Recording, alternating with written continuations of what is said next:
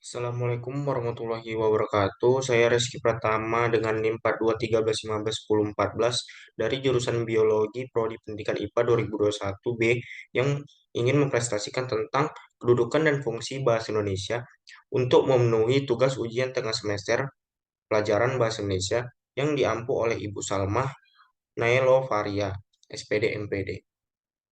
Baiklah, untuk kedudukan dan fungsi bahasa Indonesia, yaitu kapan bahasa Indonesia itu lahir? Ingatkah Anda dengan pernyataan ini? Kami putra dan putri Indonesia mengaku bertumpah darah satu tanah air Indonesia. Kami putra-putri Indonesia mengaku berbangsa satu bangsa Indonesia. Kami putra dan putri Indonesia menjunjung bahasa persatuan bahasa Indonesia. Bahasa Indonesia dinyatakan lahir pada 28 Oktober 1928. Adanya bulan bahasa di bulan Oktober. Awalnya dari bahasa Melayu serumpun dengan Malaysia. Kedudukan bahasa Indonesia. Pada bab berapa dan pasal berapa dalam Undang-Undang Dasar 1945 Bahasa Indonesia dikukuhkan dan bagaimana bunyinya? Kedudukan bahasa Indonesia. Pada bab 15, pasal 36, bahasa negara adalah bahasa Indonesia. Kedudukan yang pertama ada bahasa Indonesia sebagai bahasa nasional. Yang kedua ada bahasa Indonesia sebagai bahasa negara. Bahasa nasional bersumber pada Sumpah Pemuda, sedangkan bahasa negara bersumber pada Undang-Undang Dasar 1945. Undang-Undang Nomor 24 Tahun 2009 yang berbunyi isinya tentang bendera, bahasa, dan lambang negara serta lagu kebangsaan. Bahasa Indonesia sebagai bahasa resmi. Pada pasal 25 ayat 3 yang berbunyi, bahasa Indonesia sebagai bahasa resmi negaranya sebagaimana dimaksud pada ayat 1 berfungsi sebagai bahasa resmi kenegaraan, pengantar pendidikan, komunikasi tingkat nasional, pengembangan kebudayaan nasional, transaksi dan dokumentasi niaga, serta sarana pengembangan dan pemanfaatan ilmu pengetahuan, teknologi, seni, dan bahasa media massa.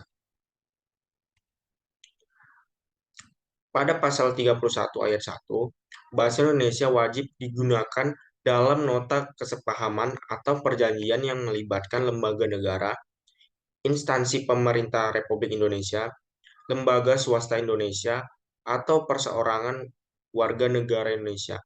Ayat 2 yang berbunyi, nota kesepahaman atau perjanjian sebagaimana dimaksud pada ayat 1 yang melibatkan pihak asing ditulis juga dalam bahasa nasional pihak asing tersebut dan atau bahasa Inggris. Pada pasal 34, bahasa Indonesia wajib digunakan dalam laporan setiap lembaga atau perseorangan kepada instansi pemerintahan. Penggunaan bahasa Indonesia tulis. Pada pasal 35 ayat 1, bahasa Indonesia wajib digunakan dalam penulisan karya ilmiah atau dan publikasi karya ilmiah di Indonesia. Penggunaan bahasa Indonesia tulis dan lisan. Pada pasal 33 ayat 1 yang berbunyi bahasa Indonesia wajib digunakan dalam alat komunikasi resmi di lingkungan kerja pemerintahan dan swasta. Penggunaan bahasa Indonesia lisan pada pasal 32 ayat 1 yang berbunyi bahasa Indonesia wajib digunakan dalam forum yang bersifat nasional atau forum yang bersifat internasional di Indonesia. Pada ayat 2 yang berbunyi bahasa Indonesia dapat digunakan dalam forum yang bersifat internasional di luar negeri. Fungsi bahasa Indonesia berdasarkan kedudukannya.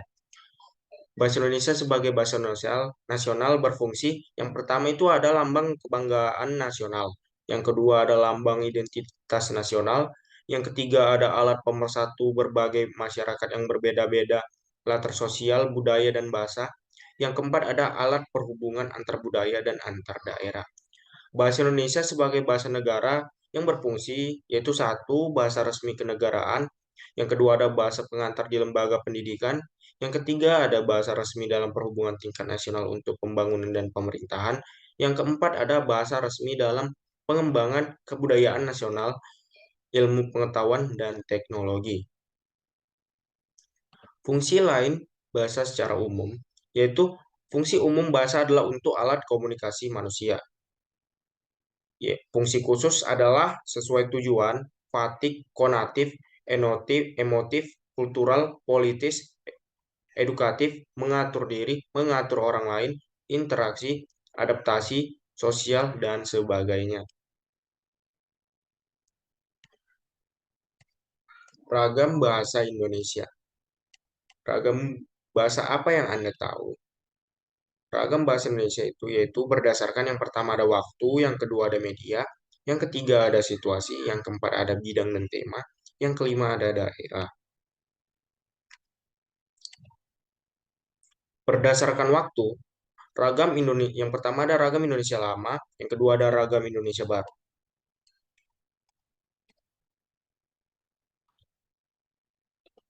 Berdasarkan media, ada ragam lisan, ada ragam tulisan.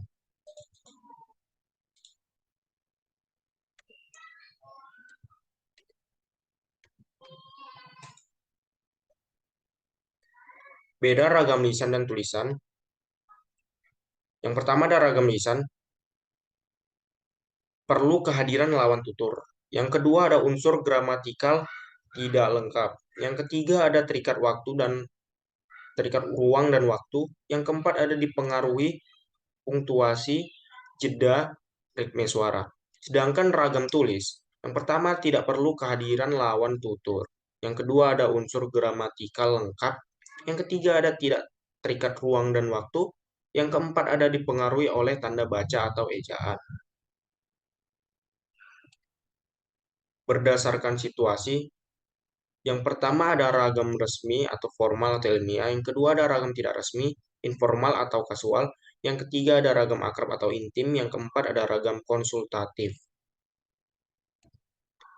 Ragam ilmiah, lisan dan tulis. Lisan yaitu bunyi bahasa Indonesia yang bebas dipengaruh dialek dan logat.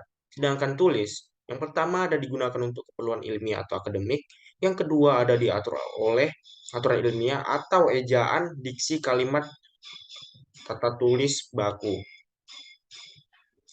Ragam non ilmiah, secara lisan dan tulis. Secara lisan, yaitu percakapan keseharian yang bebas aturan. Yang kedua ada tulis, yaitu yang pertama adalah untuk keperluan non ilmiah seperti pribadi, keluarga, sosial.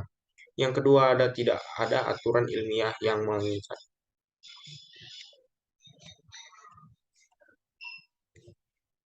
Berbahasa Indonesia yang baik dan benar.